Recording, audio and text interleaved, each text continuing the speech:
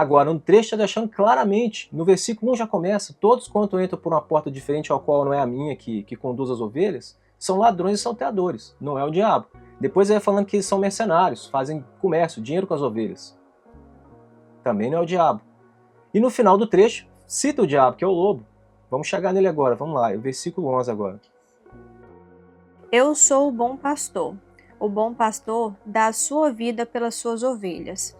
O mercenário, que não é pastor, a quem não pertence as ovelhas, vê o lobo aproximar-se, abandona as ovelhas e foge.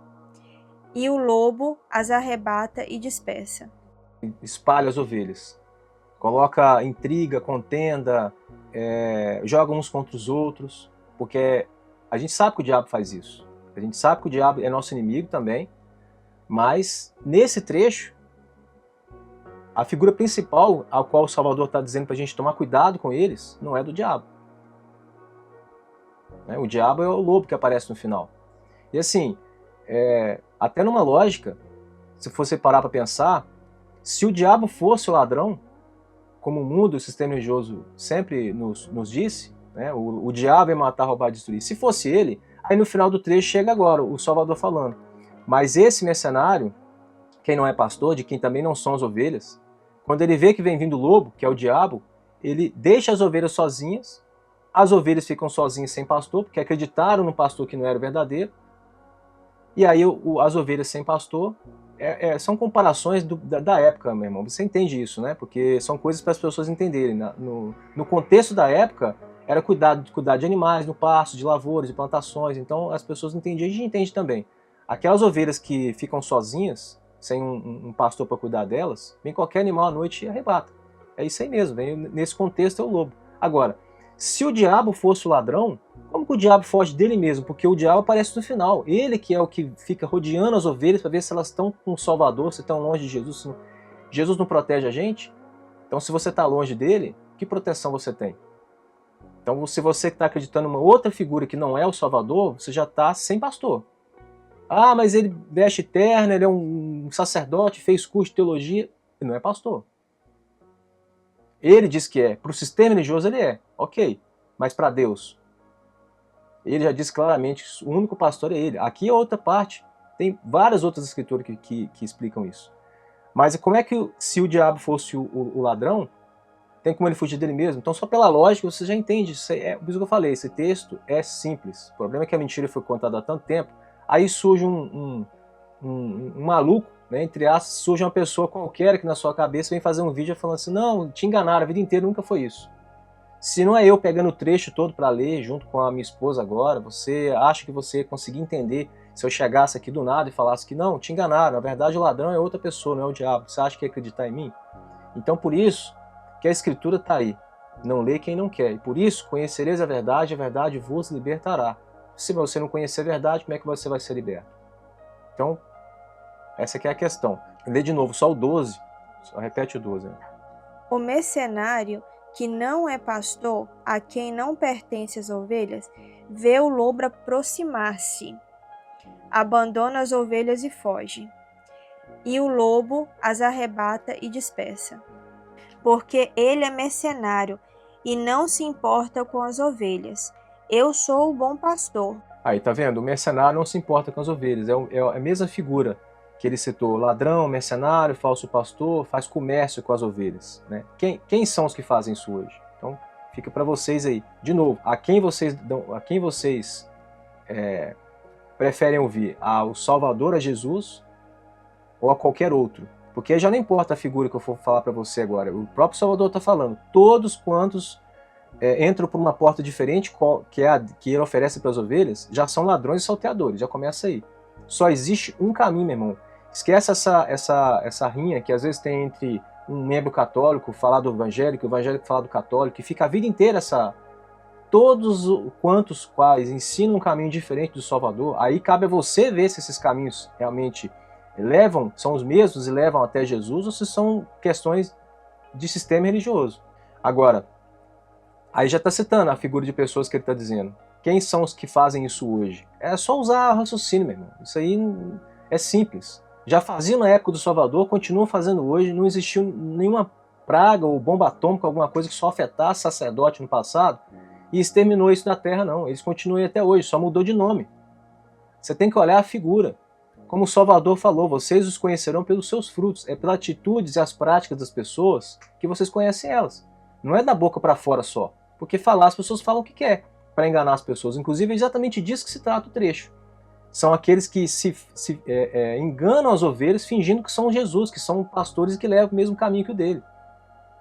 Ele já está, justamente, ele podia falar assim, toma cuidado com o diabo, ele é perigoso e tal. Ele está pegando essa palavra toda. Não é do diabo que ele está falando, para a gente tomar cuidado. Ele vai falar do diabo em outros trechos. Esse agora é tão importante isso, que ele pegou um tempo com os discípulos, como ele fez várias outras vezes, somente para poder abrir os olhos das pessoas. Em outros lugares ele falou assim, cuidado com eles. Eles armam laços, apanham homens. Entre o meu povo se encontram ímpios. Eles armam ciladas, apanham homens. Os profetas profetizam falsamente, os sacerdotes dominam por sua própria autoridade, e o meu povo gosta disso. Mas o que fareis quando chegar o fim? Jeremias denuncia os profetas e sacerdotes que distorcem a palavra de Deus para seus próprios interesses, ganhando poder e controle. Exatamente como hoje, nada mudou. Distorciam a verdade por ganância, enganavam o povo para benefício próprio, levavam as pessoas à idolatria e práticas injustas. Jeremias pede ao povo por arrependimento, antes que o julgamento divino já anunciado venha sobre a nação. O povo também é responsabilizado porque aceitava a liderança corrupta e se acomodava ao pecado ao invés de buscar a Deus. Seus chefes julgam por suborno, seus sacerdotes ensinam por interesse, seus profetas adivinham por dinheiro e ainda se encostam no Senhor dizendo, o Senhor está no meio de nós, nenhum mal nos sobreviverá. Ai dos pastores que destroem e dispersam as ovelhas do meu pasto, diz o Senhor. Portanto, assim diz o Senhor, o Deus de Israel, contra os pastores que apacentam o meu povo. Vós dispersastes as minhas ovelhas, expulsastes e não as guardastes, eis que visitarei sobre vós a maldade das vossas ações. E estes cães são gulosos, não se podem fartar, e eles são pastores que nada compreendem, todos eles se tornam para o seu caminho, cada um para a sua ganância, cada um por sua parte, ou cada um por sua denominação, verdade ou mentira. Mateus 23, ai de vós, escribas e fariseus hipócritas, pois são semelhantes a sepulcros caiados. Por fora parecem belos, mas por dentro estão cheios de ossos de mortos e toda imundícia. Assim também vós, por fora, pareceis justos aos homens, mas por dentro estáis cheios de hipocrisia e iniquidade. Parecem bonitos por fora, por dentro estão cheios de imundícia. Eles falam coisas bonitas para o povo, por dentro eles vivem outras coisas. Não façais como eles, não siga eles. Toma cuidado com eles. Ele falou isso a vida inteira, é que ele está falando de novo. Hipócritas, bem profetizou Isaías a vosso respeito, dizendo, este povo honra-me com os lábios, mas o seu coração está longe de mim. E em vão me adoram, ensinando doutrinas que são preceitos de homens. Em vão me adoram, presta atenção, irmão. Qual profecia de Isaías Jesus falava? Essa, porque o Senhor disse, pois que este povo se aproxima de mim, e com a sua boca e com os seus lábios me honra, mas o seu coração se afasta para longe de mim, e o seu temor para comigo consiste só em mandamentos de homens em que foi instruído. Com destaque especial em 2 Pedro 2, assim como surgiram falsos profetas no meio do povo, também haverá entre vós falsos mestres, aí os líderes religiosos, os que se dizem representantes de Deus para guiar o povo nas questões espirituais, esses líderes, né? Os quais introduzirão dissimuladamente, de forma enganosa, maquiada, proposital para enganar, né, os quais introduzirão dissimuladamente heresias destruidoras, até o ponto de negarem o Senhor que os resgatou, trazendo sobre si mesmo repentina destruição. Muitos seguirão as suas práticas libertinas, e por causa deles será difamado o caminho da verdade. Alguma coincidência com o que você vê acontecendo hoje? Continuando, também movidos por ganância farão comércio de vós com palavras fictícias. Para eles o juízo lavrado a longo tempo não tarda, e a sua destruição não dorme. Como que nega o Salvador que os resgatou? Insistindo em permanecer no Velho Testamento e as práticas do Velho Testamento, que é o que embasa o sistema religioso a existir hoje. É o templo, o sacerdote, o dízimo. 2000 anos ainda depois da morte do Salvador. Nós estamos na nova aliança, mas se você insiste em viver no Velho Testamento, você está dando as costas para Jesus. Porque a vinda dele para você não significou nada. O Salvador veio e destituiu tudo isso. Foi por isso que na época eles quiseram matar ele, não queriam sair do poder. Você acha que mudou alguma coisa? Esses que estão aí hoje, você acha que eles estão seguindo Jesus? Se eles tivessem, nem a função deles, nem eles existiriam como líder religioso. Até o ponto de negarem o Salvador que os resgatou. Porque o Salvador veio para todos, né? Para dar o direito a todos se arrependerem e aceitarem por ele. Mas até isso, eles negaram ele, trazendo sobre si repentina destruição. Muitos seguirão suas práticas libertinas, olha aí, Largue a porta, né, que conduz à perdição, muitos que passam por ela. E por causa dele será difamado o caminho da verdade. Não é exatamente isso que está sendo feito esses 2.000 anos, desde a morte dele até hoje. Criaram o sistema religioso católico, criaram o sistema religioso evangélico, estão aí até hoje ensinando um caminho cristão, humano, religioso, e negando o próprio Salvador, porque não querem viver ele. Querem viver de práticas misturadas entre o Velho Testamento e tudo aquilo que é conveniente à função deles existirem hoje. Para eles, o juízo lavrado a longo tempo não tarda, e sua destruição não dorme. Com a vida de Jesus, ele cumpriu o Velho Testamento, e essa velha aliança foi encerrada para dar lugar à aliança nova dele. Não dá para seguir as duas, grava isso na sua mente. Agora, com efeito, obteve Jesus ministério tanto mais excelente, quanto é também mediador de superior aliança, instituída com base em superiores promessas, porque se aquela aliança houvesse sido sem defeito, de maneira alguma estaria sendo buscado lugar para uma segunda. Olha aí, se o Velho Testamento fosse perfeito, qual a necessidade de existir uma nova aliança futura depois do Velho Testamento? Por que Deus enviaria o Filho dele, se a primeira aliança já era o suficiente? Lembra, era só transitória, era só passageira até que viesse o Salvador, de maneira que a lei nos serviu de aio, ou tutor, para nos conduzir a Jesus, para que pela fé fôssemos justificados, mas depois que a fé veio, já não estamos debaixo do aio. Ou seja, com a chegada de Jesus e a justificação pela fé, a função da lei como tutor foi cumprida. Agora as ovelhas não estão mais debaixo de um aio, porque a maturidade espiritual foi alcançada em Jesus. Elas não precisam mais de supervisão legalista, pois vivem sobre a graça e a orientação do Espírito Santo agora. Todos quantos ensinam um caminho diferente dele já são ladrão ou salteador. E ainda mais quando envolve dinheiro, que precisa do dinheiro para fazer alguma coisa. Para pregar o evangelho, ele diz que dai de graça o que de graça recebestes. Ou você acha que Jesus cobrou para poder ensinar quando ele andou pelo mundo? Mateus 10, o próprio Salvador falando, presta atenção.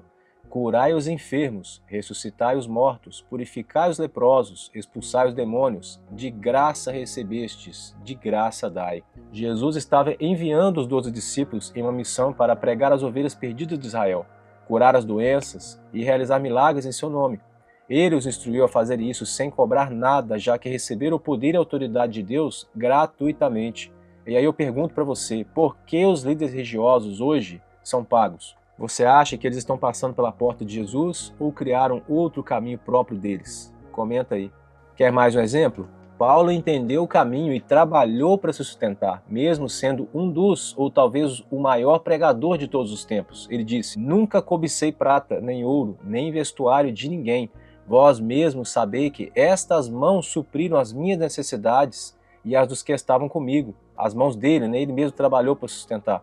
Em tudo vos dei o exemplo de que, trabalhando assim, é necessário socorrer os necessitados e recordar as palavras do próprio Senhor Jesus, que disse, mais bem-aventurado coisa é dar do que receber. Pregar o evangelho é missão, não profissão. Percebe por que são chamados por Jesus de mercenários, ladrões, cães gulosos que nunca se fartam? Cada um se importa só consigo mesmo. Por isso Jesus disse em Mateus 15, deixai-os, são cegos guiando cegos, e se um cego guiar outro cego, ambos cairão na cova. Os 3 anos de ministério dele, ensinando, ele cobrou em algum momento? Ao contrário, tentaram fazer uma armadilha com ele, você lembra dessa parte? Pegaram uma moeda e tentaram todo jeito para incriminar ele. Quem são os inimigos do Salvador, meu irmão? Você acha que é o diabo? Mais uma coisa que colocaram na sua cabeça, se você acredita. Quem é que perseguiu ele a vida inteira? Quem é que tentou pegar e jogar ele do abismo? Quem é que tentou apedrejar ele? Quem tentou prender ele várias vezes? E no final conseguiu ainda fazer uma armadilha lá com Pilatos e encomendar a morte dele. O expulsaram da cidade e os conduziram até o cume do monte sobre o qual a cidade estava edificada, para o lançarem. João 7, os fariseus ouviram que a multidão murmurava dele essas coisas, e os fariseus e os principais dos sacerdotes mandaram servidores para o prenderem. João 8, primeira vez que tentaram apedrejar ele. Então eles pegaram em pedras para atirar-lhe, mas Jesus se escondeu e saiu do templo, passando pelo meio deles, e assim se retirou. João 10, segunda vez, pegaram de novo em pedras para o apedrejar, e Jesus lhes respondeu, mostrei-vos muitas boas obras da parte do meu Pai. Por qual delas me apedrejais? João 10. Procuraram, pois, outra vez prendê-lo, mas ele escapou de suas mãos. Mateus 21. E procurando prendê-lo, temiam as multidões, porque o tinham por profeta. Mateus 26. Então os principais sacerdotes e os anciões do povo reuniram-se no pátio do sumo sacerdote chamado Caifás, e conspiraram para prender Jesus à traição e matá-lo. No julgamento diante de Pilatos, os sacerdotes acusaram Jesus de ser um rei, entre aspas, que estavam se opondo ao Império Romano. Eles disseram que Jesus estava se proclamando rei, o que seria uma ameaça à autoridade de César e um ato de subversão política. Começaram a acusá-lo, dizendo: achamos que este está pervertendo a nação e proibindo dar tributo a César, dizendo ser ele mesmo Cristo, o rei. Olha aí. E eles já tinham feito aquele teste com ele, perguntando se era lícito dar tributo para César ou não, para ver se incriminava. Como Jesus foi inteligente e falou, dá a César o que é de César, pegou aquela moeda e falou, tem que dar imposto, mas dá para o homem, porque Deus não quer isso. Mesmo assim, eles usaram essa mesma situação para tentar acusar ele. Olha aí. Achamos que ele está pervertendo a nação, proibido dar tributo a César. Sempre, para querer incriminar ele com o governo romano, era tentar trazer a ele algum crime para o governo, já que eles mesmos não podiam fazer isso, tinham que incriminar ele para que o governo mandasse matar ele.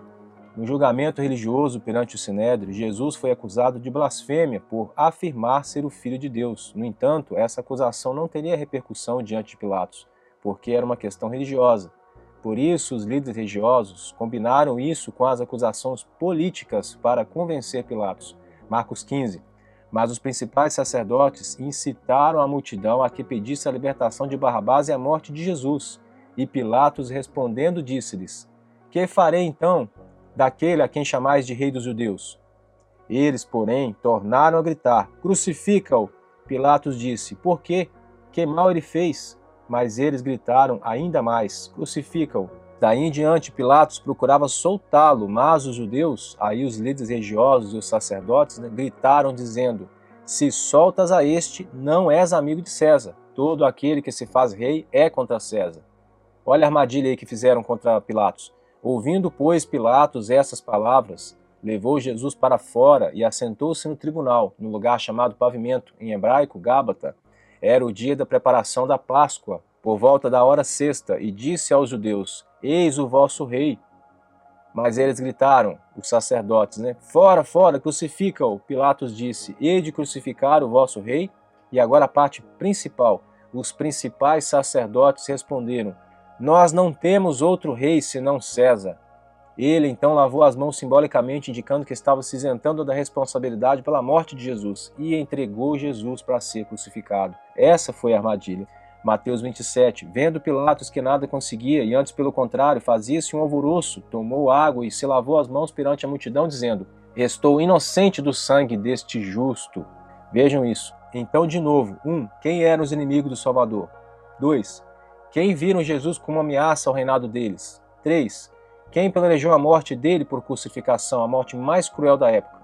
4. Quem depois da morte expediu decretos para exterminar todos os seus seguidores e perseguem esses seguidores até hoje, os remanescentes, sobreviventes daquele caminho que eles veem como ameaça ao reinado religioso deles, por dizerem as mesmas verdades que Jesus dizia.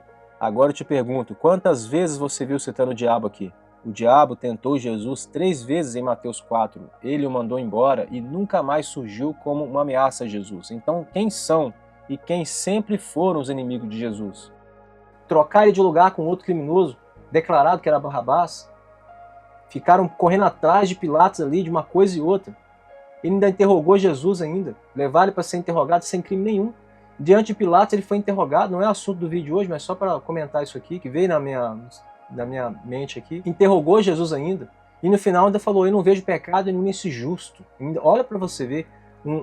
A gente acha que o governo romano também nunca teve cuidado com as coisas do Salvador, mas nesse sentido, os maiores inimigos do Salvador nem o Império Romano não era.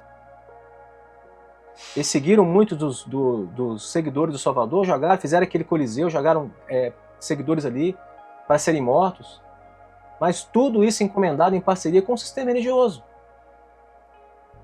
E no final, quando ele interrogou Jesus, ele ainda falou: não vejo pecado nisso justo. Não conseguiu pegar nada nas respostas dele. Chegou para ele: você se diz rei dos judeus? Aí Jesus falou assim: é você que diz. Jesus, inteligentíssimo, não caiu em nenhuma dessas armadilhas em outro momento. Aí nessa parte do Pilatos, ele ainda falou: não vejo pecado nisso justo. Falou para quem? Para os líderes religiosos que estavam ali querendo encomendar a morte dele, tentando pôr culpa nele, porque eles não queriam sair da posição. Quando o Salvador veio destituir o Velho Testamento e ensinar a nova aliança, que foi isso que foi predito que aconteceria desde o Velho Testamento, vários profetas que Deus enviou, Eis que vem dias, diz o Senhor, em que farei uma nova aliança com a casa de Israel e com a casa de Judá, não segundo a aliança que fiz com seus pais. Aí o Velho Testamento. Farei uma nova aliança não como a anterior, uma aliança melhor. Não segundo a aliança que fiz com seus pais, no dia que os tomei pela mão para os tirar da terra do Egito, a qual aliança eles invalidaram. Por que invalidaram? Porque nem aquilo eles estavam seguindo mais. Aqueles sacerdotes já tomaram para si por poder, riqueza, e já não estavam nem cuidando do povo mais. Jeremias era um desses profetas que Deus enviou para poder tentar corrigir, que estava sendo tudo feito errado já. Isaías 55, inclinai o vosso ouvido e vinde a mim, ouvi e a vossa alma viverá, e farei convosco uma aliança eterna, as firmes misericórdias prometidas a Davi. Ezequiel também fala sobre a renovação espiritual que viria com Messias, destacando a transformação do coração humano e o envio do Espírito de Deus. Ezequiel 36, dar-vos-ei um coração novo e porei dentro de vós um espírito novo, tirarei de vós o coração de pedra, aí do Velho Testamento, que era olho por olho, dente por dente, né? Tirarei de vós o coração de pedra e vos darei um coração de carne. Que coração é esse? A nova aliança diz o quê? Não sendo mais olho por olho, dente por dente, mas aquele que bate de um lado do rosto, vira o outro. Se alguém te pedir a capa, dê também a túnica. Se alguém te pedir para caminhar uma milha, caminhe duas. Então, é o contrário. Não faça o mal para o seu inimigo. Na nova aliança, ele diz, faça o bem para os seus inimigos. Ore pelos seus inimigos. É o contrário. Olha aí o significado. Tirarei de vós o coração de pedra do Velho Testamento, porque por isso que ele diz que a nova aliança é uma aliança melhor do que a anterior. Olha aí, é o significado, meu irmão. Tirarei de vós o coração de pedra e vos darei um coração de carne. Essa é a simbologia do Velho e Novo Testamento. Porei dentro de vós o meu espírito. Em João 5, Jesus diz aos líderes religiosos, vós examinais as Escrituras, porque julgais ter nelas a vida eterna, e são elas que de mim testificam. E não quereis vir a mim para terdes a vida. Vê se faz algum sentido isso, mas é porque eles não queriam abandonar a função deles. E durante o Sermão da Montanha, Jesus diz, não pensei que vim revogar a lei e os profetas. Não vim revogar, mas para cumprir.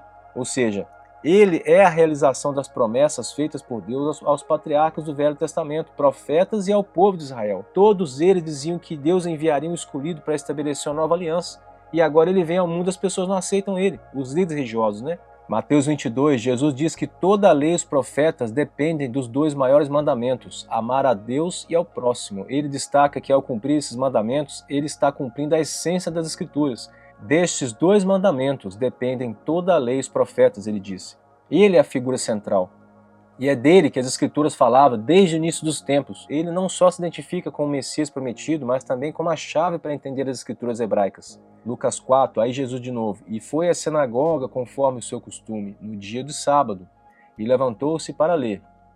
E foi-lhe dado o livro do profeta Isaías, e abrindo o livro, encontrou o lugar onde estava escrito, o Espírito do Senhor está sobre mim, porque me ungiu para evangelizar os pobres, enviou-me a curar os quebrantados de coração, a proclamar liberdade aos cativos e a restauração da vista aos cegos, a pôr a liberdade os oprimidos, a pregoar o ano aceitável do Senhor. E fechando o livro e dando-o ao ministro, assentou-se, e aos olhos de todos na sinagoga estavam fixos nele. Então começou a dizer-lhes, hoje se cumpriu essa escritura em vossos ouvidos. Ou seja, aquelas promessas do Velho Testamento que já estavam predizendo a vida de um escolhido, agora se ele lê dizendo que essa profecia foi cumprida, aí o povo ficou assustado. Ué, se essa profecia foi cumprida, então quer dizer que o escolhido veio. Ele veio, onde é que ele está? Ou seja, o Velho Testamento era transitório, até que viesse o Salvador. Era uma preparação até que viesse Jesus. Ok, Jesus veio, agora ensinou um caminho diferente. Você acha que os líderes religiosos da época queriam abandonar o Velho Testamento, que era a única coisa que dava poder a eles, de certa forma, para fazer o que eles faziam? Então vamos matar esse cara logo. Está querendo tirar a gente do nosso poder, querendo tirar a gente da nossa posição? A gente vai fazer o quê? Deixar de ser sacerdote, pegar no enxado, arrumar um emprego, voltar a ter uma vida normal? E aí quando Pilatos falou, não vejo pecado nisso justo, ele depois ainda falou assim, crucifica ele. Os líderes religiosos já falavam. Aí o Pilatos ainda falou assim, eles crucificaram o vosso rei? Porque entre o próprio povo, eles falavam, esse é o rei dos judeus. Aquele que foi, muitos acreditavam nele. E os sacerdotes e religiosos não. E aí quando Pilatos falou, hei de crucificar o vosso rei, aí eles disseram, nós não temos outro rei senão César, que era o imperador máximo acima de Pilatos. Aí ele ficou sem resposta, porque se ele realmente não aceitasse matar Jesus por isso, por esse crime que colocaram nele sem culpa, ele ia estar ao mesmo tempo concordando que existe um outro rei além de César. Percebe a armadilha? Olha para ver a astúcia maligna desses homens. E aí ele ficou sem saída. Teve que crucificar ele, mas efetivamente ele não quis fazer isso. A mesma coisa quando tentaram pegar o Salvador numa pergunta que fizeram para ele, numa pegadinha. Pegaram uma moeda, quem? De novo, os líderes religiosos pegaram a moeda e chegaram para ele e falaram assim, é certo dar imposto para César ou não? Estavam querendo pegar a resposta de todo jeito, eles queriam pegar alguma pegadinha, alguma coisa que ele dissesse que incriminasse ele mesmo. Normalmente ligado às questões da autoridade do Império Romano, como no final da vida dele fizeram, que eu citei exemplo agora, nessa mesma questão, se Jesus falasse qualquer coisa que não era para dar imposto, pronto, já era um crime, talvez de prisão ou morte. Então pegaram a moeda, perguntaram para ele, né, que pegou a moeda foi Jesus, perguntaram para ele, é certo dar imposto a César ou não? Está em Mateus 22:17. E aí Jesus pegou a moeda, e você conhece essa parte, falou, de quem é a cara que está nessa moeda? Aí eles falaram, é de César. Ok, então dá a César o que é de César, e dá a Deus o que é de Deus. De novo, Deus precisa do seu dinheiro? Tudo que existe no mundo, no universo, não foi Deus que criou, já não pertence a ele. O que você acha que você tem de valor, meu irmão, financeiro, físico, que você pode dar para Deus que já não é dele? Já é tudo dele, até o corpo que você usa é emprestado por ele, para armazenar sua alma, para a gente viver nesse mundo físico aqui temporário. Você acha que Deus precisa do seu dinheiro para alguma coisa? Quem precisa do seu dinheiro são esses cães gulosos aí, esses mercenários, esses falsos pastores que o Salvador já está alertando deles. Olha esse trecho aqui. Você acreditou que é o diabo que veio matar, roubar, destruir, como nos ensinaram? Se você ouviu a vida inteira e você também achou que é assim a vida inteira que estava escrito na Bíblia, você já foi enganado também. Olha para você ver, uma coisa simples. Por isso que a gente está lendo aqui. Então, se foi assim que você acreditou que estava lá, e agora eu estou te mostrando que não é, da mesma forma, muitos outros trechos, esse é um dos principais papéis nossos aqui com esse canal, muitos outros trechos fizeram a mesma coisa. Leram a vida inteira para você, você vai lá no sistema religioso, no templo, uma vez, duas na semana, né? Ouve o líder religioso lá falar o que ele quer, e você não vai para casa para poder depois consultar o texto todo para ver se é assim mesmo que está escrito. E assim você passa a vida inteira acreditando em quem? No Salvador, nessa porta que eu dizendo que é a única? Não, você foi por outra porta. E a culpa é de quem? Quando você chegar no fim dos tempos, se você não for salvo, porque seguiu um outro caminho que não foi o dele, está dizendo que o único caminho que leva à vida eterna é o caminho dele, né? Só há um mediador entre Deus e o homem, Jesus homem, e já é homem para não precisar de outro homem. Já fez entre figura humana aqui por conta disso também. Aí chega no fim dos tempos, você diante de Deus, de quem que vai ser a culpa? Você acha que vai ter como falar para Deus? Ah, Senhor, culpa lá aquele cara que me ensinou errado, culpado é ele. Ele que estava me liderando. Primeiro, ele vai chegar para você e falar, se eu não instituir ser humano nenhum na Terra como representante meu lá, como sacerdote ou como pastor.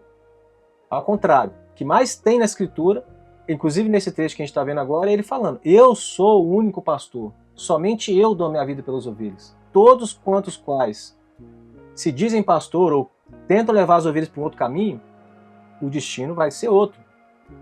Não tem como você seguir um caminho diferente do Salvador e tentar chegar no mesmo destino que ele, que é a vida eterna que ele quer nos levar. É simples. O problema foi a mentira que foi contada durante tanto tempo. Quando você chegar diante de Deus no fim dos tempos, não vai ter esse recurso, meu irmão.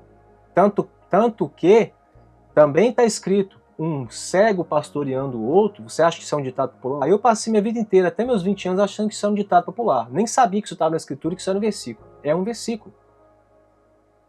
Está lá, um cego pastoreando o outro. Em algumas versões bíblicas está um cego guiando o outro, porque guiar e pastorear nesse sentido é a mesma coisa. Um cego pastoreando o outro, ambos caem no buraco. Meu pai a vida inteira acreditou assim, não, mas se alguém tiver me enganado, Deus vai punir a pessoa que me enganou. Nesse contexto espiritual, não. Os dois vão cair no buraco.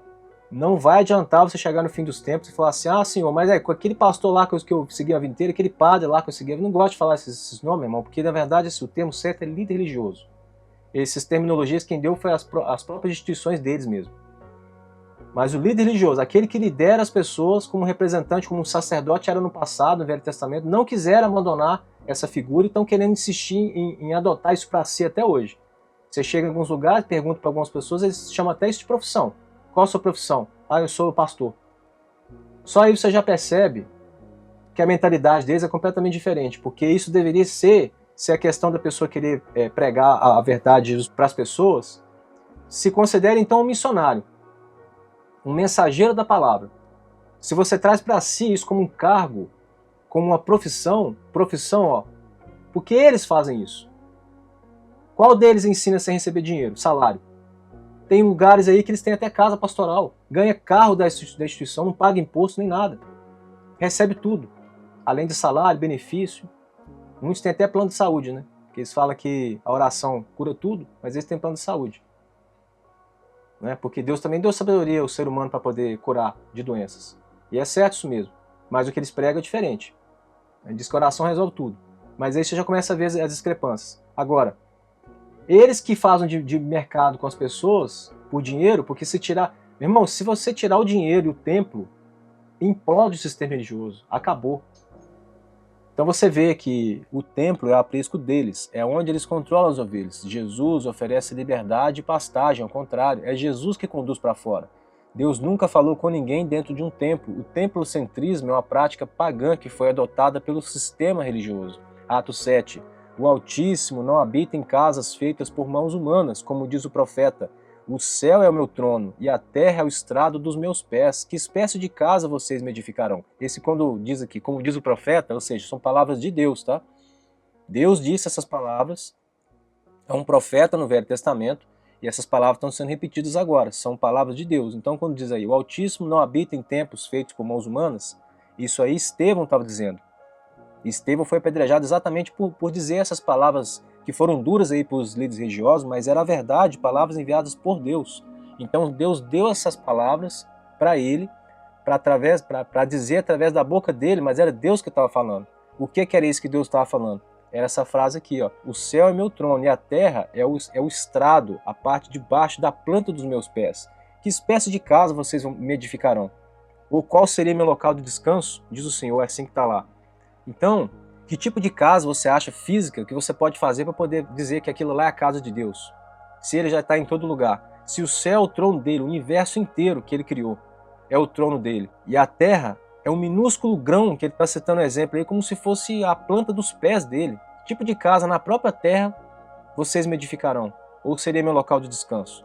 Faz algum sentido para você isso? Mas as pessoas não querem ouvir Deus, né? Preferem dar ouvido aos homens, fazer o contrário do que está na Escritura, e ir nesses lugares que eles chamam de casa de Deus, sendo que o próprio Deus já está dizendo que espécie de casa na terra vocês acham que vão me edificar, que vai ser meu local de descanso, que pode chamar de templo, ou casa para que eu habite. Jesus está baseado na verdade, a verdade só está em Jesus. Ele é a figura principal. Você não precisa de templo, você não precisa de sacerdote. Vamos voltar para o versículo 14 para terminar esse assunto, porque eu tenho muita coisa para falar, e aí é assim, quando eu começo, vocês já viram. Então, versículo 14. Eu sou o bom pastor, conheço as minhas ovelhas, e as minhas ovelhas me conhecem. Como o Pai me conhece e eu conheço o Pai. Eu dou minha vida pelas minhas ovelhas. Tenho ainda outras ovelhas, que não são deste redil. Devo conduzi-las também. Elas ouvirão minha voz, então haverá um só rebanho, um só pastor.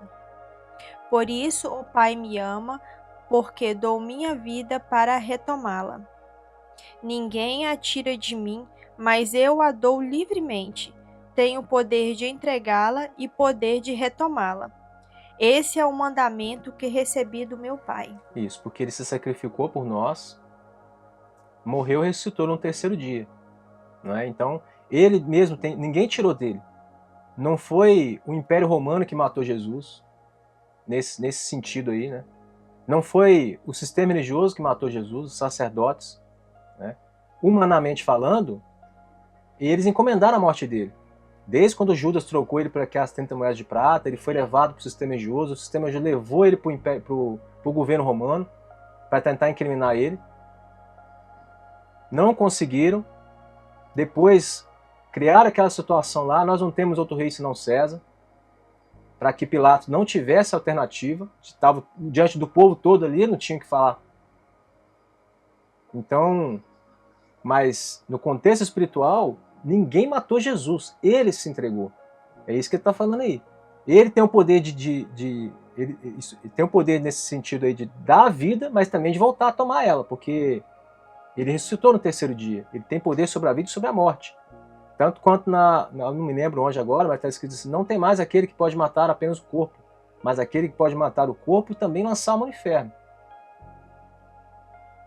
A gente tem que ter temor a Deus. Sei que o sistema religioso sempre colocou isso na cabeça das pessoas. Não sei se você pertence a algum desses lugares, mas essa é uma das outras coisas. Sempre colocou mais poder, sempre se falou mais, impondo mais o medo nas pessoas, sempre falou mais no diabo. Coloca uma coisa na sua cabeça, irmão, não existe rival para Deus. Porque você acha que lá no fim dos tempos, no Apocalipse, vai se levantar os demônios, o diabo, a besta do mar e tudo. Deus vai descer do trono dele, guerrear com o diabo com muita dificuldade no segundo templo lá, na prorrogação. Muita dificuldade, Deus vai lá e vence o diabo. Quem colocou isso na sua cabeça foi o sistema religioso. A gente não tem que ter medo do diabo. O que Jesus falou? Resistir ao diabo, ele fugirá de vós. Fugirá, ele vai fugir de você. Tanto quanto se você tiver com a proteção do verdadeiro pastor, que é ele que tem cuidado das ovelhas, como ele está falando aqui. Quando vier o lobo, se você tiver com um pastor falso, aí o lobo vai ter autoridade na sua vida, que é o diabo. Mas se você tiver com Deus, você acha que quando vier o lobo, é isso que ele está acabando de falar. Quando vem o lobo, ele que é o verdadeiro pastor, e as ovelhas que optaram por seguir a ele, elas vão estar protegidas. Porque ele sim é o verdadeiro pastor que dá a vida pelas ovelhas. Se precisasse, daria a vida inclusive para proteger essas ovelhas lá no pasto. Nesse exemplo aí que ele está dando. Então no contexto físico, encomendaram sim a morte dele. E conseguiram. Mas ele se entregou. Porque se ele quisesse ter mandado um exército de anjos ali para poder fulminar aquelas pessoas que estavam perseguindo ele, teria feito. O diabo, inclusive, tentar ele algumas vezes com relação a isso. 3 vezes, né? Na última, ainda falou assim, pula desse abismo, que está escrito que os seus anjos não vão deixar que você sofra mal, vão te pegar. Transforma essas pedras em pão, você está com fome. Mas ele falou, resistir ao diabo, ele fugirá de vós. Então o diabo, meu irmão, não tem esse poder como você está imaginando. A gente tem que ter o nosso temor. É o sistema religioso que faz isso com coisa. Para você ter medo do diabo, impondo o medo, aí eles falam, você precisa de buscar Deus. Mas se não der os 10%, ou seja, o que eles dizem, né? Os seus 100% o diabo vai devorar, vai te destruir. Então devolve, entre aspas, para Deus os seus 10 e fica com 90. E esses 90 Deus vai multiplicar. Não é assim que as religiões ensinam? O devorador vai acabar com sua vida, como se o dinheiro que repreendesse o diabo, né? Se não tiver o dinheiro, não repreende, mas se você der o dinheiro, entende? Inclusive esse é um dos principais, que eles ficam mais furiosos ainda quando alguém tenta falar a verdade sobre esse trecho de Malaquias, porque na verdade o profeta Malaquias não estava falando aquilo para o povo, não. A mensagem era outra, inclusive muito interessante, inclusive. Mas a gente tem que ter temor de Deus. Como ele disse, não tem mais aquele que pode matar o corpo somente, mas aquele que pode matar o corpo e lançar também a alma no inferno. É só Deus que tem esse poder, você tem que ter temor a ele. Você está seguindo a ele? Ok. Você está longe dele? Aí, independente do que você estiver fazendo, você está na maçonaria, você está no satanismo, você está em algum outro caminho qualquer para não ofender aí qualquer... Né, porque esses são declarados seitas mesmo, não são cristãos, mas qualquer outra coisa que você estiver seguindo que não seja Jesus, vai levar um destino diferente do dele. É livre-arbítrio seu? É. Você pode fazer o que você quiser? Pode. Você acha que vai morrer velho? Você não precisa se preocupar com isso agora? Aí você atravessa a rua ali, vai para trabalhar, pega o carro, sofre um acidente e morre. Deus chegou para você. Então por isso a gente tem que estar preparado o tempo todo. E a vida eterna a gente só consegue com ele, que é o verdadeiro pastor. Então para concluir esse trecho, parou em qual versículo? No 18. 18. Até qual a gente vai ler? Até o 18. Então lê, esse é o último. Uhum. Só para concluir. Vou ler o 17. Por isso o Pai me ama, porque dou minha vida para retomá-la. Ninguém a tira de mim, mas eu a dou livremente. Tenho poder de entregá-la e poder de retomá-la. Esse é o mandamento que recebi do meu Pai. Aí ele já começa falando, o 19. Tornou, pois, a haver divisão entre os judeus por causa dessas palavras. E muitos lhes diziam, tem demônio, está fora de si, por que o ouvis? Aí diziam outros, essas palavras não são de demoniado. Pode, porventura, um demônio abrir os olhos de cego? Porque Jesus estava curando um monte de gente, né? Como que o diabo vai começar a curar pessoas com doenças, e cegos e doenças assim? Então não pode ser, uns falavam uma coisa, outros falavam outra. Então aqui a gente já vai seguindo meio que um outro assunto. Então aqui você sabe que, embora não acabou o capítulo, termina um assunto, começa outro. Então é assim que você tem que ler a Escritura, irmão. Aí, eu quero ler mais, ok. Mas não para em capítulo e versículo, não, porque é assim, capítulo, versículo, concordância, epígrafe, são aqueles subtítulos que tem em cima, já induzindo a mente as pessoas a achar que o que está escrito ali embaixo é, de certa forma, alguma coisa ou outra. Isso também não é Escritura. Lê a Bíblia, meu irmão, tenta se condicionar, aprender de novo, né, o jeito certo, porque a vida inteira, todos os livros a gente sempre lê assim, início, meio e fim. Só a Bíblia que fizeram isso. Por que você acha? Né, o único manual que a gente tem para a gente saber qual é a vontade de Deus, tanto no Velho Testamento quanto depois ele enviou o seu Filho, cumpriu o Velho Testamento, ensinou um caminho diferente, que é o que a gente deveria estar seguindo hoje, né? A maioria das pessoas segue 90% do Velho Testamento até hoje, vira as costas para Jesus, né, e ainda acha que estão seguindo ele. Por quê? Porque é só no Velho Testamento que dá respaldo a essas coisas que eles fazem hoje dentro do sistema religioso. Tirou o Velho Testamento, implode tudo. Tira a figura do templo, tira a figura do sacerdócio, tira a figura do que eles dizem aí que é o dízimo, a oferta. O dinheiro que você tem que dar lá para você virar membro e continuar, sabe? Tira isso para ver se continua. Melhor ainda, tira só o dinheiro. Vê se algum líder religioso vai querer ensinar, na visão dele, né? Ensinar, entre aspas, vai fazer isso de graça. Então, tá baseado o que lá? Na verdade que é Jesus? Ou está baseado no dinheiro, no templo, no sacerdócio? Qual que é o fundamento que sustenta aquilo lá? João 15, Jesus de novo. Eu sou a videira, vocês são os ramos. Se alguém permanecer em mim e eu nele, esse dá muito fruto, pois sem mim vocês nada podem fazer. Ou seja, ele é a coluna central, 1 Coríntios 3, pois ninguém pode colocar outro alicerce além do que Jesus já está posto, que é Jesus. A gente está vendo que os tempos estão difíceis.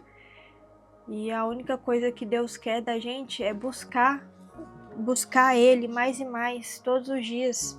O intuito desse canal é exatamente esse, pegar esses trechos que foram lidos de forma equivocada, errada a vida inteira, enganando as pessoas não têm costume de ler. Às vezes, ou a pessoa passou a vida inteira acreditando naquilo, nunca nem pegou para ler, nem sabe o jeito que está escrito ali, como esse, por exemplo. Se eu não tivesse lido para você, você ia estar acreditando até hoje que é o diabo que vai matar, roubar e destruir? Até os meus 20 anos de idade, eu acreditei no que me ensinaram.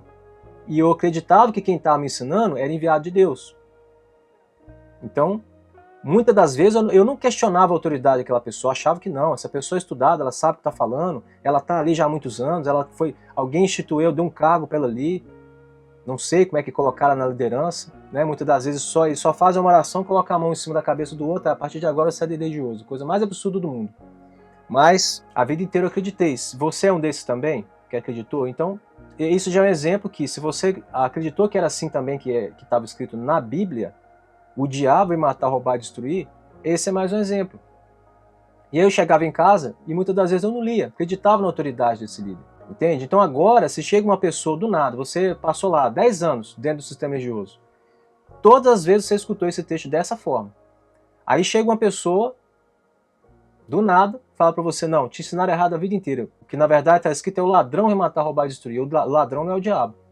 O diabo aparece no fim do trecho. E é outra pessoa, é o lobo. Você acha que você ia acreditar em mim? Se eu não mostrasse para você na escritura, então por isso que a gente tem tentado fazer assim, mostrando, lendo junto com você, dá um vídeo um pouco mais longo, é um versículo só que você vai explicar, dê um vídeo de 15 minutos. Ué, mas você fica 2 horas lá no templo, escutando uma pessoa que nem sacerdote não é, que vai te ensinar coisas que depois vai dar muito mais trabalho para você, como a gente está fazendo agora, para tentar voltar ao caminho original e ensinar o que realmente Jesus tentou passar para nós. Pensa que você está na encruzilhada. E como o desenho do Pica-Pau lá, tem 2 plaquinhas. Uma está escrito Jesus e uma está escrito qualquer outro caminho. Andar para frente é relativo. Porque se você estiver no caminho errado, quanto mais para frente você andar, mais distante do caminho certo você vai ficar. Não faz sentido? Eu fiz esse raciocínio comigo, na minha mente, já há muitos anos atrás. E eu estou passando a mesma coisa para você refletir agora. Então, se você acha que já está fazendo certo para Deus, se você já acha que já está no caminho certo, reflita. Porque se você não tiver, se você estiver passando por qualquer uma dessas portas que não seja o Salvador, como ele está dizendo, Se você acha que está seguindo um sistema religioso, se você acha que está seguindo alguma coisa, se tem alguma dúvida se você está realmente no caminho certo, reflita bem na sua vida. Porque senão, quanto mais você continuar fazendo as mesmas coisas que tem feito, seguindo o mesmo caminho e achando que está andando para frente, mais longe do caminho do Salvador você pode estar ficando. Porque ele pode ter ficado lá atrás naquela encruzilhada. Em vez de você pegar a porta e passar pelo caminho dele, você está andando num caminho diferente. Um dos nossos papéis aqui é esse. Ler os trechos do jeito que eles estão lá, e ensinar do jeito que está lá, como o Paulo disse. Do mesmo jeito que eu aprendi do Salvador, é o que eu passo para vocês, é o que eu tentado passar para vocês. É a mesma coisa. A gente não tem cargo, não pertence a religião nenhuma, ninguém aqui é líder de nada, é um ser humano comum falando para você, uma pessoa comum. Do mesmo jeito que era no Novo Testamento. Durante a vida de Jesus, depois que ele faleceu, depois que ele se entregou, que ele morreu, dos discípulos de Paulo, a qual caminho você está seguindo? Se você tem dúvidas se nesse João 10 o Salvador estava falando especificamente sobre os líderes religiosos, né, aproveitando a oportunidade para falar deles, como ele sempre fazia, né, que eles são mercenários, falsos pastores, que são ladrões, inclusive, ladrões e salteadores, né, por isso que ele falou, ladrão vem matar, roubar e destruir, agora a gente sabe que não é o diabo. Para você concluir na sua mente que ele estava falando dessa categoria de pessoas, é porque um capítulo antes, a gente está lendo 10, no capítulo 9, tudo isso começou porque o Salvador curou uma pessoa, voltou a enxergar, um cego. Você lembra disso, essa passagem? E aí ele começou, os sacerdotes ficaram furiosos porque esse cego foi curado, levou ele para ser interrogado, chamou os pais dele junto, ele já é adulto, pergunta direto para ele. Como se te abriram os olhos? Versículo 10, já estava interrogando ele respondeu, o homem disse, o homem chamado Jesus fez lodo e untou-me os olhos e disse-me, vai ao tanque de Siloé e lava-te. Então fui e lavei-me e vi. Pronto, já está explicado, Jesus que me voltou a enxergar. Disseram, pois, onde está ele? Aí o homem respondeu, não sei. Levaram, pois, aos fariseus, o que antes era cego. E era sábado, quando Jesus fez, tudo isso começou porque não era para ter curado essa pessoa no sábado, que era uma das coisas que eles ainda seguiam do Velho Testamento, né, os sacerdotes. Jesus chamou eles de hipócritas por causa disso. E ele lhes disse, qual dentre vós será o homem que, tendo uma ovelha, se no sábado ela cair numa cova, não lançará a mão dela e a levantará? Não vai tirar ela do buraco, né? Ora, quanto mais vale um homem do que uma ovelha? Portanto, é lícito sim fazer bem nos sábados. Né, os sacerdotes, que não queriam abandonar o Velho Testamento, senão destituir a função deles. Por isso que mataram o Salvador no final. Porque se aceitasse aquele caminho, automaticamente tinha que entender que o Velho Testamento foi cumprido na vinda do Salvador. E Paulo vai explicar isso muito bem lá na frente. Que quando um testamento é cumprido, ele perde a sua validade. Por quê? Porque ele foi cumprido. Não é porque não teve um propósito, teve, mas naquela época. Agora com o Salvador a história é outra. A gente está debaixo de uma nova aliança. A velha foi cumprida, deixou de existir. Para a gente poder seguir ao Salvador. Então isso é até um vídeo específico para falar sobre isso, que é um dos pontos centrais sobre o sistema religioso também. E o Salvador disse, eu não vim abolir a lei, mas cumprir. Porque o Velho Testamento falava que ele ia vir, e agora ele veio, ou seja, foi cumprida essa promessa. Agora que ele veio, ele vai ensinar um outro caminho, que foi o que Deus mandou ele vir aqui fazer. Aí se você continua seguindo o Velho Testamento, o que você está fazendo? Virando as costas para o Salvador, desmerecendo o sacrifício dele, desmerecendo o que ele veio aqui fazer, para continuar seguindo. Aí que tá. Você não deve colocar vinho novo em odres velhos, porque o odre vai se romper, vai estragar todo o vinho, como o próprio Salvador falou. Nem se coloca vinho novo em odres velhos. Se o fizer, os odres se romperão, o vinho se derramará, e os odres se estragarão. Pelo contrário, põe-se vinho novo em odres novos, e ambos se conservam. Você não pode costurar um remendo de pano novo em roupa velha. O rasgo, a roupa é velha, o rasgo vai ficar ainda maior. Vai rasgar de novo. Mas você coloca remendo de pano novo em roupa nova e vinho novo em odre novo. Não dá para misturar as duas coisas. Entende? Então, ou você segue o Velho Testamento ou segue o Salvador. Põe isso na sua cabeça. Eu sei que cabe um vídeo específico para falar sobre isso, porque é uma das outras coisas que a vida inteira nos ensinar diferente. Mas é assim que está escrito. Então, eles não queriam sair da função deles. Por que curou uma pessoa no sábado? O sábado é uma das coisas mais sagradas para eles na época. Aí começou a perseguição. Com base nessa oportunidade, que o Salvador, um pouco na frente, agora no capítulo 10, ele vai falar exatamente sobre essas pessoas. Entende? Seguindo aqui no versículo 19.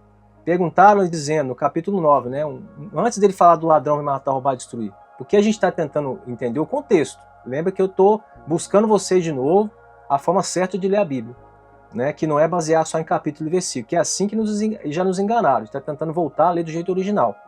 Perguntaram dizendo, é esse o vosso filho? Que eu vou dizer ter nascido cego? Começou a interrogar os pais dele. Ele nasceu cego? A gente quer saber agora, para entender como é que foi essa cura aí. E aí os pais dele responderam, sabemos que este é nosso filho e que nasceu cego, mas como vê agora, não sabemos. Ou quem ele tenha aberto os olhos, não sabemos. Mas ele tem idade. Pergunta para ele, vocês mesmos, pergunta direto para ele. Ele vai falar por si mesmo. E aí 22, seus pais disseram isso. Aí começou a interrogar o cara. Porque temiam os judeus. Os pais disseram isso porque temiam que eles também fossem presos. Pergunta direto para ele. Qualquer coisa que eles dissessem, incriminar só ele. Beleza. Porquanto já os judeus tinham resolvido que, se alguém confessasse ser ele o Cristo, fosse expulso da sinagoga. Por isso é que os seus pais disseram, tem idade? Pergunta os pais dele, não queria ser expulso. Ok, pergunta direto para ele.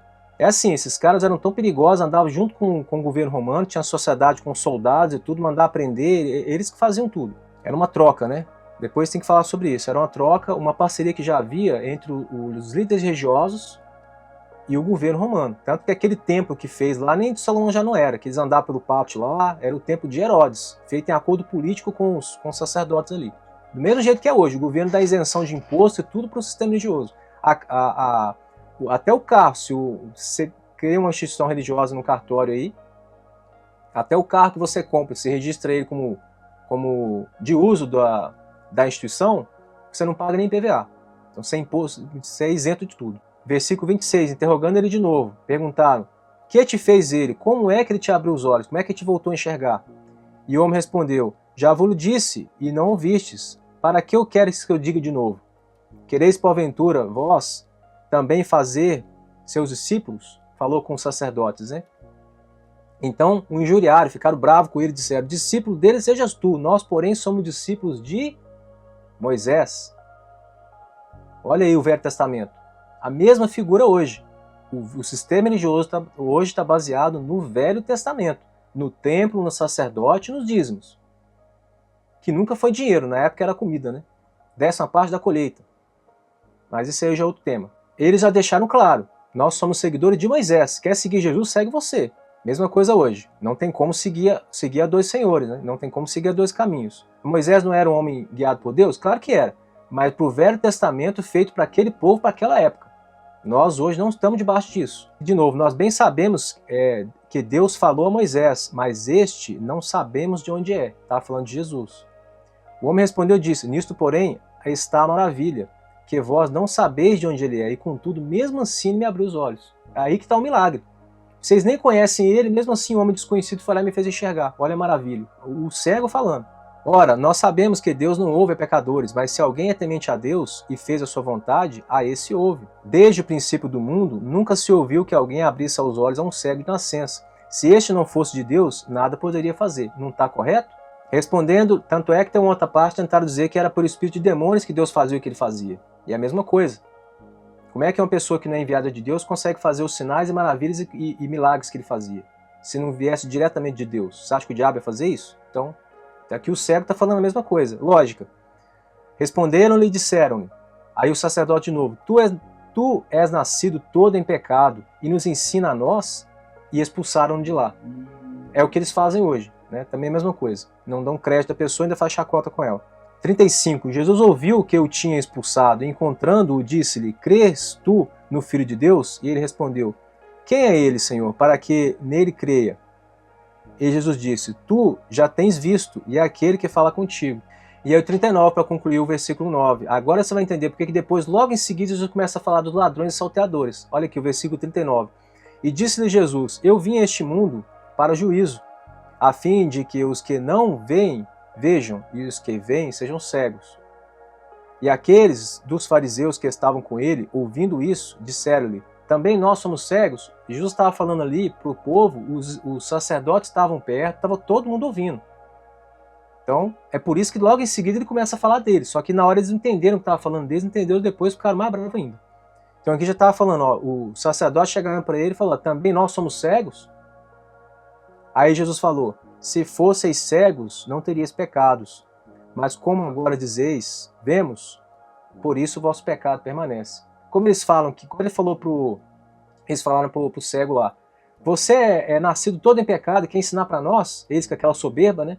A gente não precisa ser ensinado, não é a gente que ensina. Então, por causa dessa soberba, olha aí o Salvador falando, se vocês tivessem sido humildes e dissessem que não sabia nada e tivessem o intuito de querer aprender, como muitos que andavam com Jesus faziam, queriam aprender dele, né? Olha, se fosseis cegos, não terias pecado. Mas como bate no peito, igual bater no peito e falar assim, a gente sabe o que a gente está falando, mas agora, como dizeis, vemos, por isso o vosso pecado permanece. É isso, é a soberba. E aí no capítulo seguinte, capítulo 10, aí já começa. Na verdade, vos digo que aquele que não entra pela porta do curral das ovelhas, mas só por outra parte, é ladrão ou salteador. Aí agora começa a falar exatamente da figura dos líderes religiosos. Por quê? Porque um capítulo antes, ele curou um cego, os sacerdotes foram interrogar ele, por que você curou, era sábado e tudo, estava naquela situação toda com os... Você entende por que os capítulos e versículos são colocados em lugares estratégicos, muitas das vezes, para mudar o entendimento das pessoas? Aí você lê o capítulo 10, para ali, um outro dia, uma outra oportunidade, quando você for ler o 10, você não vai nem raciocinar que um contexto faz parte do outro. O que acabou de acontecer? Ele está ali com os sacerdotes, junto com o cego que ele acabou de curar, e os discípulos. Os sacerdotes de novo estão tentando pegar a resposta. Ele aproveitou a oportunidade e começou a falar, olha, todos aqueles que se dizem pastores, que além de mim, são ladrões, são salteadores, são mercenários, e eles vão abandonar essas ovelhas, porque eles não dão a vida por elas como eu dou. Eu sou o verdadeiro pastor. Então você entende o contexto? Por isso que teria que se ler a Bíblia, os livros inteiros, que seja pelo menos não parando em capítulo e versículo, porque aqui, estrategicamente foi colocada a divisão de um capítulo e outro, para você de repente não linkar que logo antes ele está falando não é do diabo. Agora eles vêm, trocam a palavra ladrão e colocam o diabo, por isso que você vê na internet para todo lado assim. O diabo vem matar, roubar e destruir. Por que trocou essa palavra diabo no lugar de ladrão?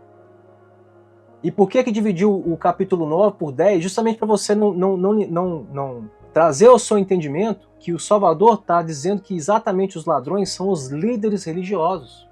Não é o diabo. Mas eles trocam a palavra, fala que é o diabo, divide um capítulo no outro, exatamente no trecho, para você não entender que se trata desse contexto. Os sacerdotes estão ali do lado dele. E ele está falando exatamente para eles, só que ele está falando para o povo, para tomar cuidado deles. Muitas das vezes ficava com raiva quando Jesus fazia isso. Tem até um outro lugar que ele falou assim, eles não sabiam que o Salvador estava falando deles próprios. Só ficaram sabendo quando chegou no final da história. Então, ó, inteligência de Jesus. Então, para concluir, não para em capítulo e versículo, não segue essa divisão, porque isso é Bíblia, isso não é Escritura. Agora, lendo o capítulo 9, lendo o capítulo 10 junto, você entende que quando ele lê agora o 10 falando dos ladrões, todos esses conselhos que ele está dando, essa categoria de pessoas que ele está dizendo, definitivamente que não é o diabo, eram os líderes religiosos, que já estavam perseguindo ele. Acabou de curar um cego, só porque era sábado, começou a interrogar ele. Então é desses que o Salvador fala para tomar cuidado. Então se você dá ouvido a ele, se você tem ele como verdadeiro pastor e quer seguir a ele como ovelha, é esse conselho que você tem que seguir. E aí junto com esse também, em Ezequiel 34, lê o capítulo todo também, antes ou depois, o contexto, mas o capítulo 34 tá assim, ai dos pastores de Israel, que só cuidam de si mesmos. Acaso os pastores não deveriam cuidar do rebanho? Vocês comem a coalha, vestem-se com a lã e abatem as melhores ovelhas, mas não tomam conta do rebanho. Vocês não fortalecem as fracas, não curam as doentes, não enfaixam as feridas, não trouxeram de volta as desviadas, nem procuram as perdidas. Vocês têm dominado sobre elas com dureza e brutalidade, desde o Velho Testamento. Ezequiel é Velho Testamento. Desde o começo, Deus já enviava os profetas para ir abrindo os olhos das pessoas com essa figura de pessoas. Jeremias 23, ai dos pastores que destroem e dispersam as ovelhas do pasto, declara o Senhor. Portanto, assim diz o Senhor, Deus de Israel, quanto os pastores que apacentam o meu povo, vocês dispersaram as minhas ovelhas, expulsaram-nas e não curaram elas. Eu mesmo castigarei vocês pelos seus maus atos. De novo os falsos pastores, que conduzem as ovelhas para a perdição. Dizem que são pastores, mas não são. João 8, olha, é um capítulo antes do 9 que a gente estava lendo. Vocês pertencem ao pai de vocês, o diabo, quereis satisfazer os seus desejos. Ele foi homicida desde o princípio e não se apegou à verdade, pois não há verdade nele. Quando ele mente, fala a sua própria língua, pois é mentiroso e pai da mentira. De novo falando dos religiosos. Vocês têm por pai o diabo e quereis satisfazer os seus desejos. Coloque isso na sua cabeça. Os inimigos do Salvador sempre foram os líderes religiosos. E de Deus também no Velho Testamento. Desde o começo dos tempos. É a soberba, é a ganância por dinheiro, não é o amor ao dinheiro a raiz de todo mal. Você acha que o poder para esses homens, até no passado, o poder já não subiu a cabeça deles, como sobe hoje também? É a mesma coisa. É o poder, a riqueza, o amor ao dinheiro mesmo.